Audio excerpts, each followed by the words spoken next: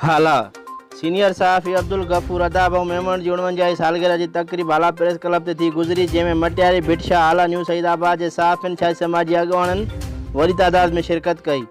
तकरीब में सालगिरह जो केक पिण कटियो वो। तकरीब में फंक्शन लीग अगवान नसीर मेमण, रुस्तम समो, जिसकप अगवान रशीद डेथो, रियाज चांडियो, बाबू खासकेली, अशरफ खुमान, नईम कुरैशी, आमिर उनर, अमनला डारी, जमीर मर, बेहजाद समो, आमिर पारीजो, इब्रार मोमी, उसामा कोरीजो समेत दोस्तन तमाम वरी तादाद में शिरकत कई। उन मौके ते अब्दुल गफूर मेमण के सिंध की सुखड़ी अजरक जा तोहफ़ा पेश कया हुआ। असां ज़िंदगी जो वॾो अरसो सहाफ़त के वक़ुफ़ करण, हर वक्त अवल मसइलनि के सचाई उजागर करण ते ख़राज तहसीन पेश कई वई ऐं वरी ॼमा लाइ दुआऊं पिणु घुरियूं वयूं। रिपोर्ट मुशर्रफ हाजाणो, सिंध सोशल न्यूज़, हाला।